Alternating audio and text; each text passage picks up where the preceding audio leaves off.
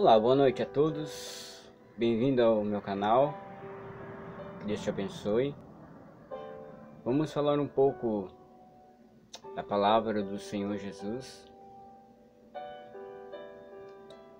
Vamos falar algo que Deus tocou no meu coração, tá? É de um fato assim que às vezes as pessoas ficam espalhando por aí muitas mentiras, tá? Muitas palavras que não tem base nenhuma, que ouvem muitos que não tem nada a ver com a palavra, com os ensinamentos de Deus, que ficam inventando as histórias aí, e pessoas que não conhecem a palavra, que não conhecem a Bíblia, que não lê, ou preguiça de ler, apenas só quer ouvir outras pessoas falando que não tem certeza nenhuma, né? E fico espalhando mentiras, né? Fico falando coisas que não condiz, né, com a palavra, né? Muitos incrédulos. A Bíblia diz que vai existir muitos falsos profetas. E falsos profetas não significa que seja somente dentro da igreja, tá? Falsos profetas vai existir em todos os lugares. Em todos os lugares. Então, muitos que não querem ter compromisso com Deus acabam inventando asneiras, né? Muitas besteiras.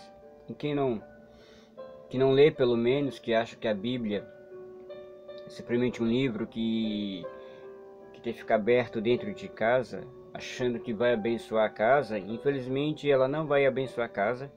Porque a Bíblia ela só pode abençoar a vida da pessoa. Mas como que ela vai abençoar a vida da pessoa? Abrindo ela e lendo. Porque quando eu abro a Bíblia e leio, ali Deus fala comigo.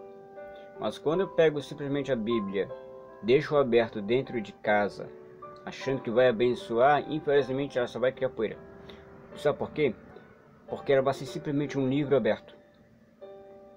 Mas quando você pega ela para ler, aí não é um livro aberto. Ela é a palavra de Deus. Aí, quando você fala assim, ah, mas Deus não fala comigo. Como é que Deus vai falar com você se você não quer ouvir? Mas como é que Deus vai falar comigo? Pega a Bíblia, vai ler. Leia. Leia. Porque tem muitas pessoas que só querem saber de que, ah, o profeta tem que falar comigo. Fala, profeta. Fala, profeta. Fala, Deus. Em visões, em profecias. E quando às vezes Deus só quer falar com você através da Bíblia. Ah, mas espera aí. Muitas pessoas falam hoje em dia, né? Mas a Bíblia, ela foi escrita pelos homens. Os homens escreveram a Bíblia. Sério mesmo? Os homens escreveram a Bíblia? Ah, não sabia? Eu não sabia disso? Só que você tem que entender que de fato homens escreveram. Ela não ia escrever por si própria. Segundo, ela foi escrita por homens consagrados a Deus, por homens inspirados por Deus.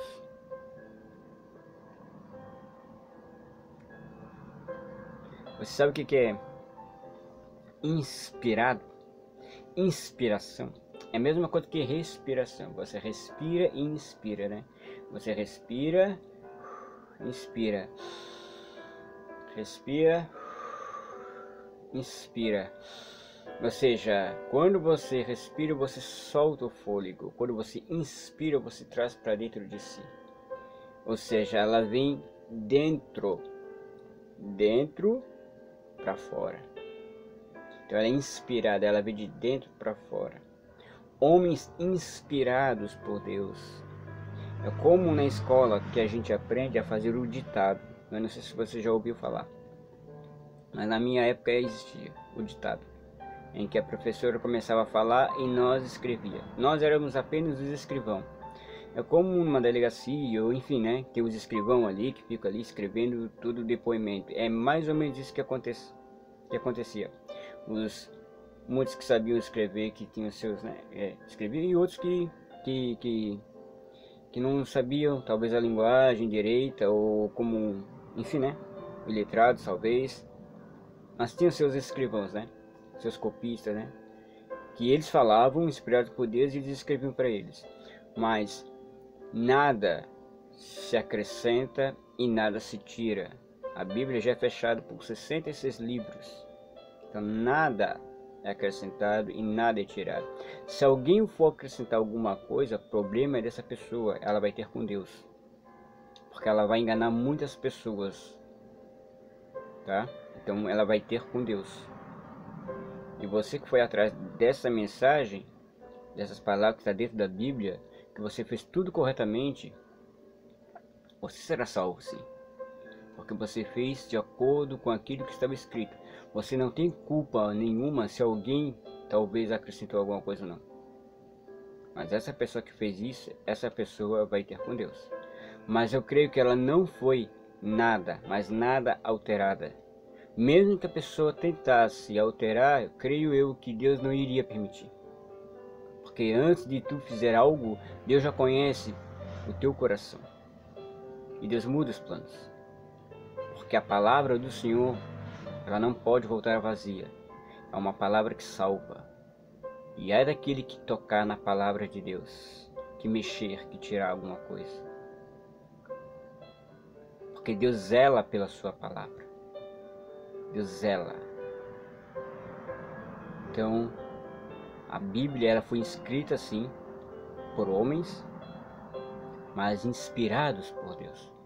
Está em 2 Timóteo 3,16, diz assim: toda escritura é divinamente inspirada e proveitosa para ensinar, para redarguir, para corrigir, para instruir em justiça, para que o homem de Deus seja perfeito e perfeitamente instruído para toda boa obra. Então, quando as pessoas dizem assim, mas a Bíblia ela foi escrita pelos homens, então metade é o homem e metade é Deus quem falou. Queridos, me diz uma coisa. Eu quero que você pegue a Bíblia e quando uma pessoa, tá, disser a você assim, mas a Bíblia foi escrita por Deus e foi escrita pelos homens, então não dá para confiar muito, tá? Aí sabe o que você faz? Então você pega a Bíblia e diz assim para ela: eu quero então que você me aponte aqui na Bíblia. Eu quero que você me diz qual é a palavra de Deus e qual é a palavra dos homens. Eu quero que você me fale, já que você está dizendo, eu quero que você me diz o que é que Deus está falando aqui e o que é que Deus não está falando, que é o homem que está falando. Eu quero que você faça essa separação. Eu quero que você me diga, porque eu quero conhecer a verdade. Então, já que tu dizes que a Bíblia, né, ela é meio a meio, né? Então eu quero que você me fale. Me diz aqui, onde está a palavra de Deus e onde é que está a palavra dos homens aqui? Essa pessoa não vai te dizer. Ela pode até tentar, mas sabe o que ela vai fazer? Ela vai dizer o seguinte: o que é de Deus é aquela palavra boa, aquela palavra de amor, aquela que vai satisfazer o seu eco, sabe? Aquela palavra-chave. Mas quando é aquela palavra rígida, de puxão de orelha, ela já vai dizer: não, isso aqui foi o homem que colocou. Claro, porque jamais ninguém vai querer ouvir uma palavra rígida. Então ela não vai saber dizer. Ela não vai saber dizer onde é que é Deus e onde é que é o homem. Como é que ela vai fazer essa separação? Ela não sabe. Então se ela não sabe, então não acredite. Porque ela não sabe. Como é que você vai confiar numa pessoa que não sabe? que não tem certeza, que não estudou, que não analisou. Ah, mas eu ouvi boatos, eu ouvi relatos, historiadores disseram. Não vai atrás dos historiadores. Sabe por quê? Porque a fé é tua. A salvação, ela é individual. Não vá atrás das pessoas que dizem qualquer coisa. Vá atrás do teu coração, da tua consciência, daquilo que você acredita. Porque muitos falsos profetas já estão no mundo, já estão falando um monte de besteiras, só para contrariar a palavra de Deus. Me diz uma coisa, tá? Me diz uma coisa. Quantos livros foram escritos e foram combatidos com outros livros? Quantos livros foram escritos que mais da metade do mundo a rejeitou ou adquiriu para si? Quantos livros que foram escritos há milhares de anos atrás e até hoje existe? Por que só a Bíblia? Só a Bíblia as pessoas ficam tentando combatê-la? Porque se ela não fosse uma ameaça, então não precisaria ser combatida. Mas se existe uma ameaça, é porque ela é verdadeira. Ela foi escrita há milhares de anos atrás e durou até hoje. O mundo vem, o mundo vai, e a Bíblia continua até hoje escrita, a mesma palavra, não mudou até hoje. As pessoas tentam combater até hoje a ciência, outras religiões, e ela continua a mesma. Muitos estão sendo salvos e outros infelizmente estão se perdendo por não acreditarem na palavra de Deus. Então não vá de Maria, vá com as outras. Coloque isso na sua cabeça. Se a Bíblia não fosse um livro perfeito, um livro verdadeiro, ela não teria concorrentes. Para que alguém vai concorrer com algo que não vai servir como ameaça? Porque eu só tenho um concorrente quando eu me sinto ameaçado. Então se ela é um livro que ameaça a outras religiões, a outras denominações, a outros tipos de pensamento, significa que ela é forte. Ela é forte. Porque senão, para que eu vou concorrer com algo que para mim não vai me prejudicar? Então a Bíblia é a palavra de Deus. E muitos tentam destruir, mas não vai conseguir. Porque é a palavra do Senhor. É a palavra de Deus para a tua vida. É uma palavra que salva, que cura, que liberta e transforma. Tá? Então crê na palavra de Deus. A Bíblia é escrita por homens inspirados por Deus. Tá? Inspirados por Deus. Outra coisa que muitos falam por aí afora, né? Que... mas como é que Deus pode ter um filho, né? Porque o Velho Testamento tudo bem, mas o Novo Testamento é um livro, né? Que eu já ouvi falar, né? Que muitos ficam dizendo por aí afora que mas o Novo Testamento, que antigamente, né, na época deles lá, né, que muitos judeus, não sei, falavam por aí fora que só pode deixar um testamento para os filhos, né, antes da pessoa morrer tinha que deixar o testamento para o filho, e quem fosse um filho, digamos, adotivo, digamos assim, né, teria que ser registrado. E se a pessoa morresse e não deixasse registro nenhum, então a herança serviria somente para o filho legítimo, né? Já os adotivos não receberiam tal. Só que Jesus, ele ressuscitou. Ele não está morto. E ele deixou um testamento para os filhos de Deus legítimos, digamos assim, que muitos se consideram, né, como os legítimos, né, que é o povo de Israel, e nós que somos os de outros povos, né, os filhos por adoção, também essa promessa é para nós, porque o Novo Testamento é para nós. Mas onde é que está escrito que Deus tem filho, né? Onde está escrito isso? Eu só encontro isso no Novo Testamento, mas no Velho Testamento. Primeiro, que quem é o Messias? Já está falando, porque os cristãos na época já acreditavam no Messias. E o Messias é o Filho de Deus. Então está escrito a respeito do Messias. E segundo, vamos ver lá em Provérbios. Olha o que Provérbios fala. Provérbios 30, capítulo 30, versículo 4. Quem subiu ao céu e desceu? É uma pergunta. Quem encerrou os ventos nos seus punhos? Quem amarrou as águas na sua roupa? Quem estabeleceu todas as extremidades da terra? Qual é o seu nome e qual é o nome de seu filho? Se é que o sabes.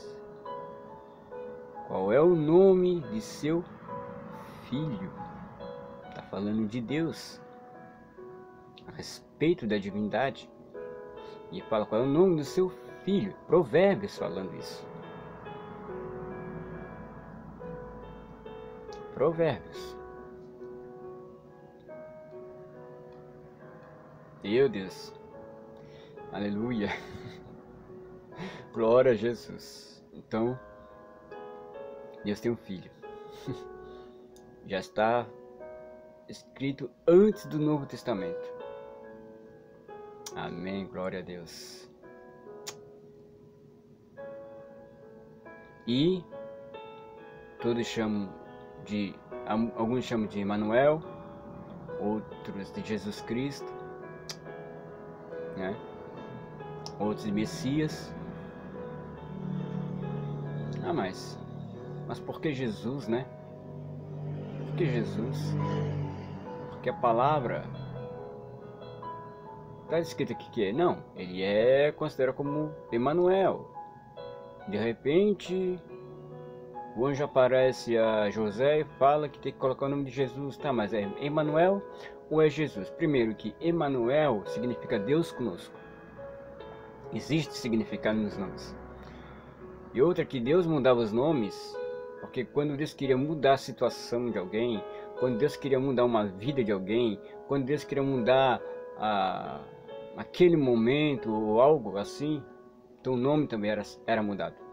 Como ele mudou o nome, né, de Abraão para Abraão, em Gênesis 17:5, Sarai de Sara, Gênesis 17:15, Jacó para Israel, Gênesis 35:10, 32:28, Zacarias, né? O filho de Zacarias, tá? Não é o Zacarias pai, o filho de Zacarias, de João Batista, porque João Batista seria chamado de Zacarias. Então, por quê? Porque eles tinham aquela, né, linhagem, né, de dar sempre o nome dos pais e tal. Mas João Batista não tem nada a ver com vocês. Mas Deus mandou botar João Batista. Então é João Batista. Simão, o próprio Jesus muda o nome de Simão para Pedro. Saulo, que significa grande, Deus mudou para Paulo, que significa pequeno, que está em Atos. José foi mudado para Zafenat Paneia, está em Gênesis 41:45. Daniel de Baltazar, Daniel 5:12, Gideão para Jerubal, Juízes 6:32, Eliaquim para Joaquim, 2 Reis 23:32, e Matanias para Sedequias, 2 Reis 24:17, tá? 24:17. E outra coisa, né? Eu não sei se você já observou que o Messias viria, mas eles pensavam que o Messias viria já no cavalo, né? Branco, vindo sobre as nuvens, e, né? O rei, grande rei dos reis, senhor dos senhores, viria dessa forma para estabelecer o seu reino, né? Enfim, só que Jesus, ele veio fazer uma expiação sobre a terra. Como é que o Messias viria e ia salvar o mundo se o mundo estava em pecado? Então antes ele teve que fazer uma limpeza para depois vir. Então Jesus veio fazer uma expiação sobre a terra. Ele veio com o nome de Jesus.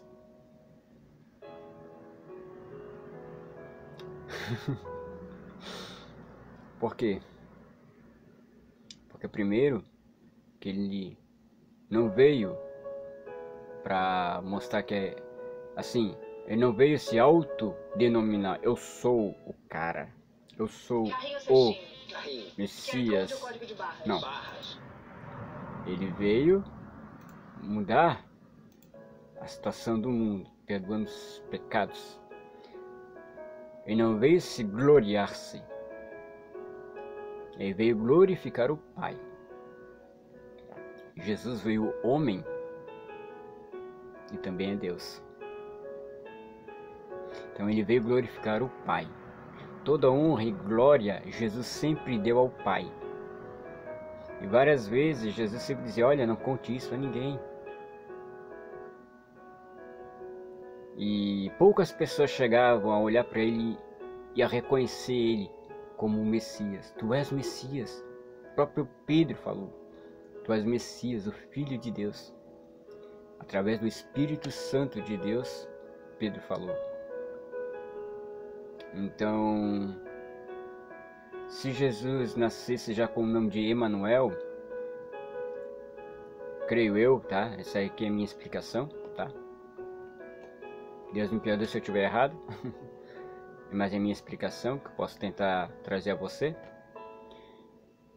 Por que Jesus não veio com o nome de Emanuel? Porque Emanuel já era uma profecia na época. E já se destacaria como já o Messias, porque, né, sempre falava do Emanuel, do Messias. E quando Jesus nasceu, né, não estava descrito a respeito do nome de Jesus ali nas listas de nomes. Como, mas peraí, Messias, o nome de Jesus, e filho de Maria, de José, o carpinteiro?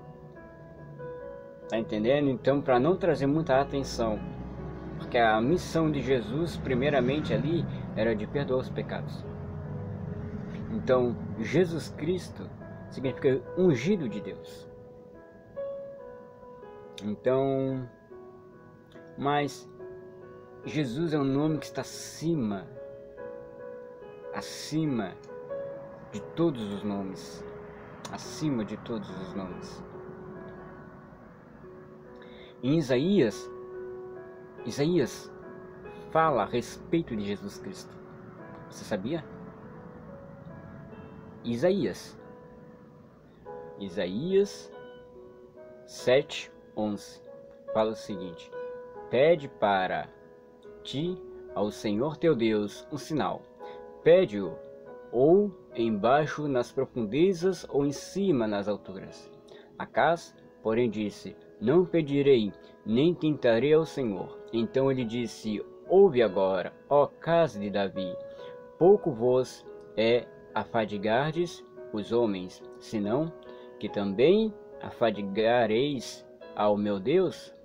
Portanto, o meu servo vos dará um sinal. Eis que a virgem conceberá e dará à luz um filho, e chamará o seu nome Emanuel. Então ele, agora já é Isaías 8, então ele vos será por santuário, mas servirá de pedra de tropeço e rocha de escândalo às duas casas de Israel, por armadilha e laço aos moradores de Jerusalém. Olha que está falando de Jesus. Servirá como uma pedra de tropeço. Para quem? Jesus sempre foi considerado como pedra de tropeço para aqueles que iam contra a palavra de Deus, os fariseus. E muitos entre eles tropeçarão, muitos, que eram os fariseus, que já estava falando a respeito. E muitos entre eles tropeçarão e cairão, e serão quebrantados, e enlaçados, e presos. Liga o testemunho, seja a lei entre os meus discípulos. Olha só. Liga o testemunho, seja a lei entre os meus discípulos. Hoje está falando de discípulo aqui também. Olha só que legal.